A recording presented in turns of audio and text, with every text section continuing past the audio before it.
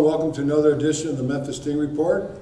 We're very fortunate today to have not only three of our outstanding football players from our varsity football team, we also have our head coach in his second year, Coach Connell. Coach, welcome to the Memphis Sting Report. Hey, thank you, Drake. Appreciate being here. Coach, can you tell us who you got with you today? Yeah, my three full-time captains. We do a weekly captain along with these guys, but my three full-time captains include senior Connell Shivers, senior Cole Myers, and junior Ethan Ryan. Now, Coach, this is your second year at Memphis, and you've started out with a tremendous start this year. Can you tell us some of the highlights you've had so far in your 2 years as Memphis head coach? You know, in 2 years, well, the program's come a long way. I think we've really instilled the ability for kids to work hard and believe in themselves, and that was a concept that was kind of lacking at first. So they needed to have that confidence in their ability to win every week and that expectation of success. And we've really worked on that, and having some success on the field this year has definitely increased our ability to do that on a week-to-week basis. Now, Coach, you have, I think you said 18 years coaching experience. You've coached a lot of kids over those years. You've had a lot of success. What do not only these three gentlemen bring to the program, but your team is in general? What do you see the positives for the future for your program? You know, we're building towards that continued competitive attitude and competitive nature. And these three guys are naturally competitive individuals. They all hate to lose. But they've also, along with that, they've learned how to lead. They all kind of have their own little leadership styles. Cole is never going to let anybody beat him in anything conditioning-wise. He's always going to finish first, or if he doesn't, he's going to scratch at you, clawing at you, and he's pushing you that way. All right, Ethan's never going to scream at you, but if you don't go hard, he might be the first person coming around the corner on a play, pulling down the line, trying to knock you over real hard. Steve Eisman type. Yep, and then Callan leads by example too, but Callan's more of a vocal leader as well. You know, he has assumed that natural leadership role, which goes well with being he's our quarterback. Now, Callan, Coach said you're the quarterback. This is your first year starting quarterback. So you had a position change. How comfortable were you with that at the beginning? I've played quarterback before, but it was a little bit of a change, but I worked all summer. So by the time season came, it was not as bad getting used to it. How many years have you been playing for the Memphis Yellow Jackets? My sophomore year I played, and then my junior and senior year. Well, you've definitely had some success in the field as quarterback, and I know a lot of that probably goes to the support of your teammates as well as the coaching staff. That's one thing I've noticed about you. You know, you lead by example in a lot of ways. Now, Cole, you've been a part of the program for how long? I'd say 3 years. 3 years? What's the most exciting thing going on for you with playing football in Memphis?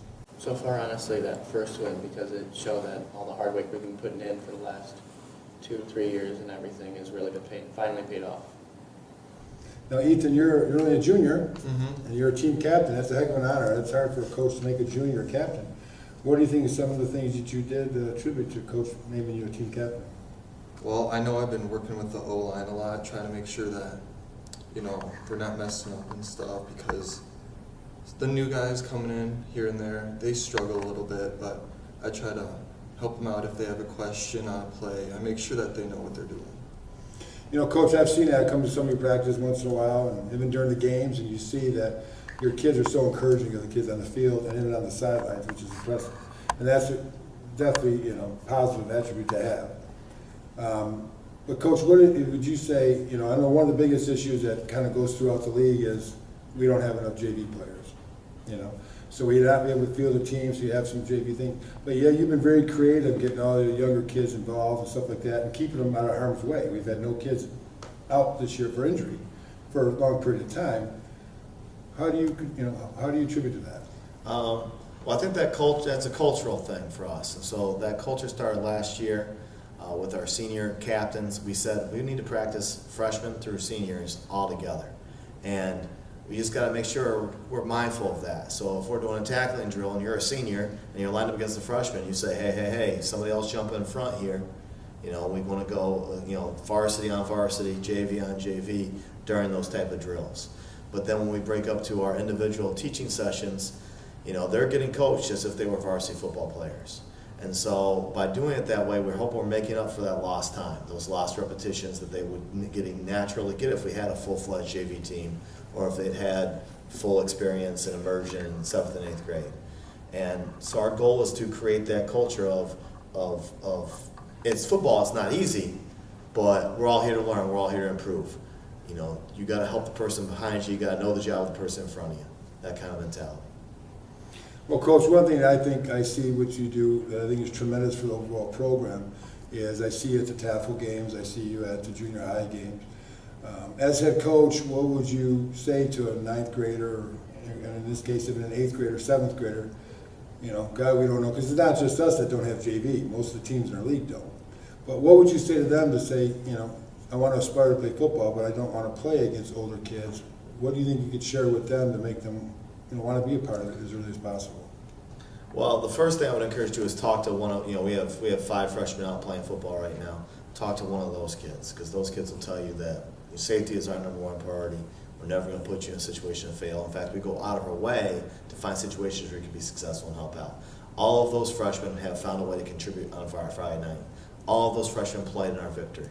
So it was their victory too. It wasn't just they were part of a team that got a victory, they contributed. You know, the football thing across the league, it's not just our league. You know, programs across the state of Michigan are having trouble fielding lower level teams. You know, I always tell parents, it's not that concussions are more prevalent nowadays than ever before. We're more knowledgeable about them, and that's a great thing. That's a blessed thing that we can address. We can address those situations. We can be more mindful of it.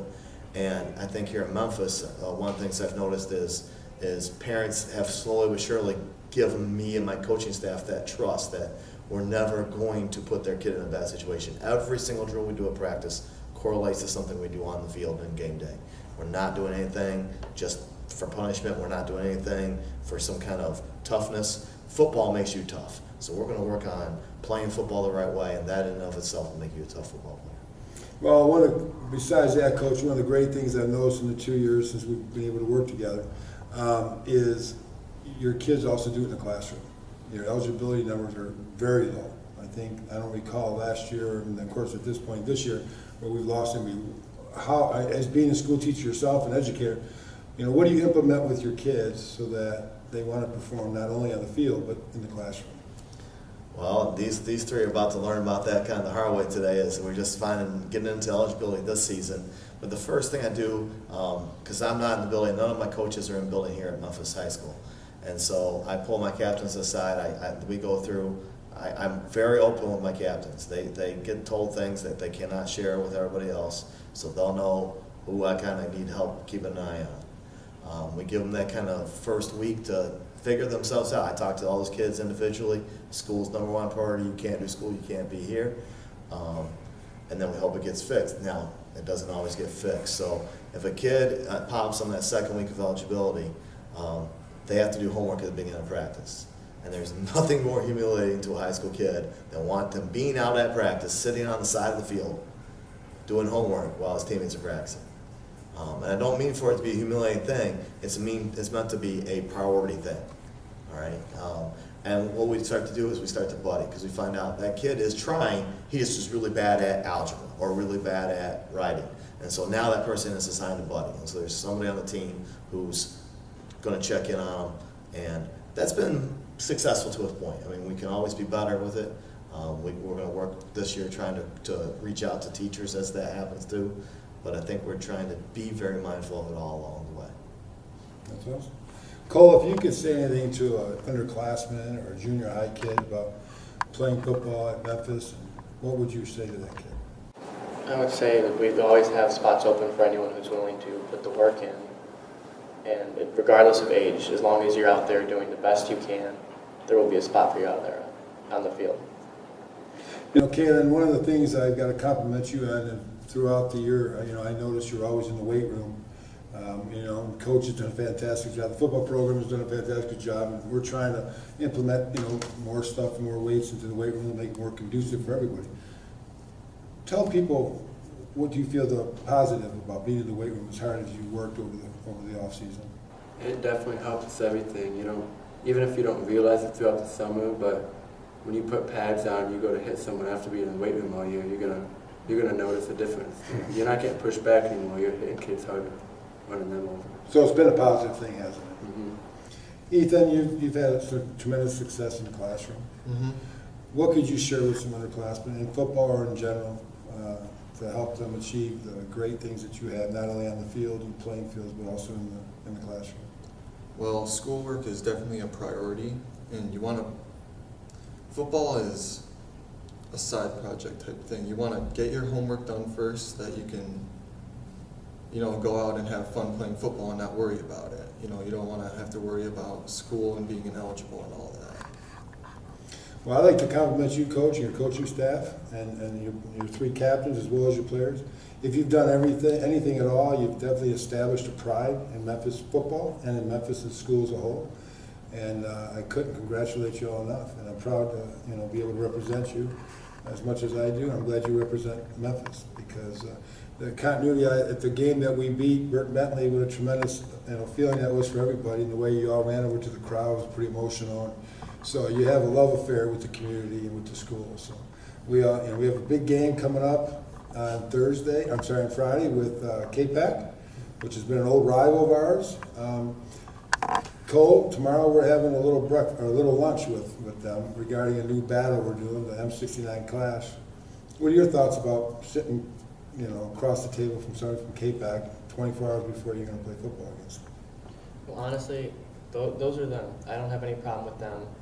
What happens on the field stays on the field. That could be my best friend out there, but on the field, he's nothing to me at that point. And Ken, do you feel sorry for those guys that you lifted weights when you were hitting them on Friday night? Yeah. It should be a tremendous thing, though. It should be exciting to be able to have KPAC come here and represent themselves, and we'll represent and have them break lunch. So, Ethan, any comments on that? Gonna bring the heat. You're going to bring the heat? Yeah. After they eat their meat? Is that what it is? Yeah. Well, that's fantastic. Coach, I can't thank you enough. You've established a pride throughout your whole program. You've definitely created something special here. I've And the one thing, definitely felt embraced by the Memphis community, and I hope that I've led our team and portrayed our team to reflect the same way. I want to give back every little bit. I've felt warmed and welcomed. I'm trying to give back that way, and I'm hoping that Friday night we'll give another great effort and represent our community with great pride. well, we're proud to have you as our head coach, Coach. Thank you, sir. Good luck the rest of the year. Appreciate Thank you. Thank you. Thank you. To go along with the great success that our football team has shown this year, we are actually invited KPAC over to our school on Thursday before the game, at which we're going to break bread with them, have a luncheon with their captains of their cheerleading squad as well as their football team. And on Friday, we are going to initiate the first annual I-69 Memphis KPAC football clash. And it's a sign in which whatever team wins is able to then hang it up with pride in their gym until the following year, and they can also put the score up. So it's something that not only us but KPAC are excited for, to reestablish a rivalry that's had tremendous success over the years. And it's the first time in 17 years that we'll actually be playing against them in football. So it's created a lot of excitement, and we're definitely looking forward to that. We've had our other programs that are having a great start as well. Our soccer team is once again, they're defending league champions. They're in first place in their respective division.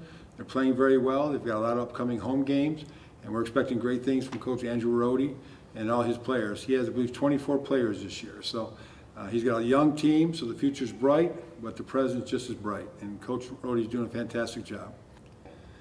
To go along with the great start that our football team has, our cheerleaders are right alongside them. Coach Alyssa Troy and new assistant head coach Kelly Clark have worked all summer with the girls. We have a tremendous support, not only of the coaches, but of the girls with what they've done. Our varsity team has over 10 girls on the team out there cheerleading every single game day, and they're in their practice and getting ready for hopefully eventually down to competitive cheer season. And our junior high cheerleaders are at all our junior high football games. We have 21 girls on the junior high cheerleaders. And they're out there, they're prospective high school cheerleaders in the future, and they're doing a fantastic job, and we're excited to have them a part of our program. We also have a new head coach, Coach Walt Morgan, with our volleyball program, and him with JV Coach Alex Gunst is doing a great job of making the girls into contenders. We have a very young program, very young teams. Our girls were pretty much sophomores right across the board in our starting lineup. We only have one senior in the program.